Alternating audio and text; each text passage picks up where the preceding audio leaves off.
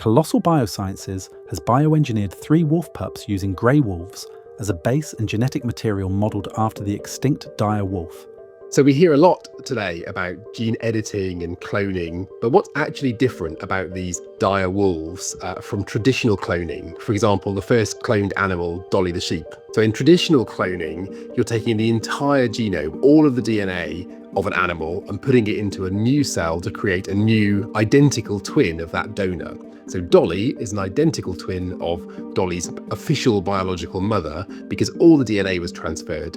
In gene editing, you're changing individual parts of DNA, but keeping the rest of the DNA backbone intact. So in this case, what they've done to create these pups, these dire wolf pups, is to take a normal wolf, a biological wolf's genome, and make a number of very small edits in the DNA to make it much more similar to dire wolves.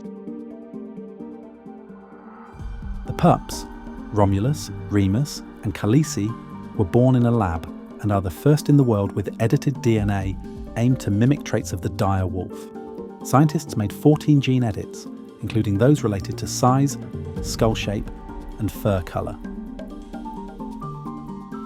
The real colour of dire wolves is unknown. However, since they lived in warmer regions, white fur is unlikely. Colossal's decision to engineer white-coated pups aligns with popular imagery from media like Game of Thrones. Their branding and public messaging have led many to interpret the project as a literal de-extinction of the dire wolf.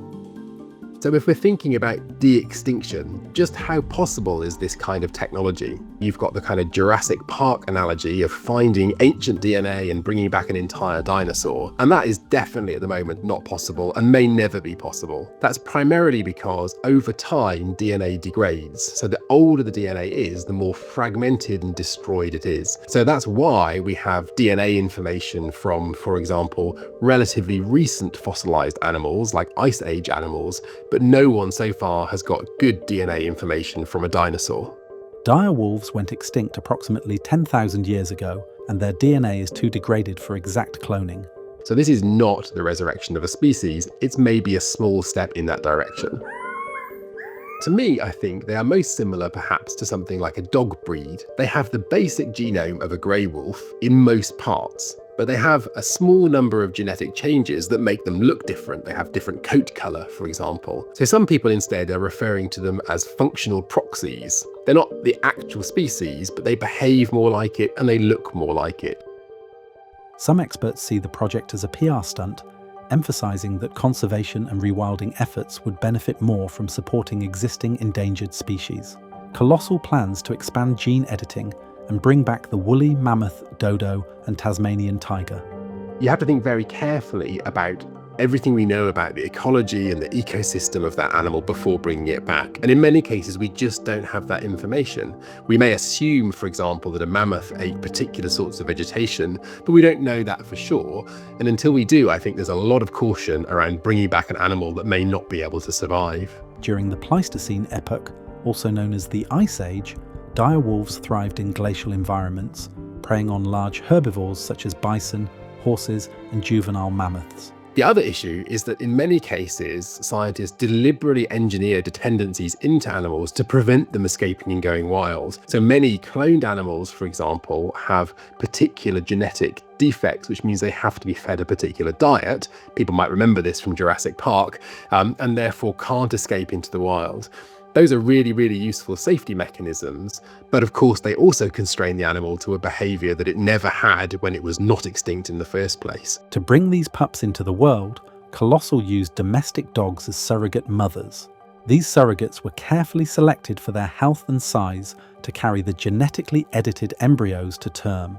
We don't currently have a way to give birth to a mammal, for example, in a laboratory. They have to be born from another mammal of a very similar species. In this particular case, for example, they birthed the puppies using caesarean section to avoid potential damage during birth. And these kind of risks to the surrogate are actually quite high. There are lots of risks about reactivity, for example, between the mother's immune system and this slightly alien immune system of the animal growing in their womb.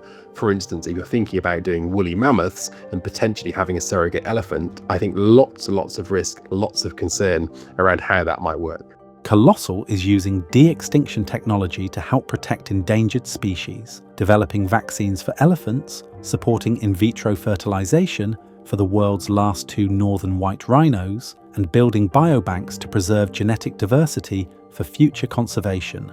So does this kind of approach, even if it's not going to help the dire wolf itself, might it help the conservation or the de-extinction of other species? I think one really, really useful part is the public awareness. By raising awareness of species that have gone extinct, hopefully we encourage people to think more carefully about conservation and taking steps to protect those endangered species that we still have today. There's also a slight danger though that if people perceive the science as easy, then perhaps people will worry less about species going extinct because we could wave a magic wand in the future. And I think it's really, really important to stress that that's definitely not the case now and may never be the case. Extinction is essentially permanent, and any kind of advances in science to de-extinct things should not be seen as a solution for the important work of conservation and endangered species protection today. So for example, could you add genome edits to panda bears or to elephants to make them better able to cope in a changing world? And in principle that could be useful, but it raises huge ethical questions. For starters, are we actually protecting those same species, or have we engineered some kind of different species now and we've let the first one go extinct? Secondly, is that really the best solution? If we're looking at problems like climate change, is it really appropriate to continue polluting and adding greenhouse gases and simply genome edit our way out of trouble, rather than address the problem at the root cause? So I would be very, very cautious about seeing this as a panacea to many of the changes we have going forwards, and very, very reluctant to see it implemented to protect endangered species when there are other alternatives available.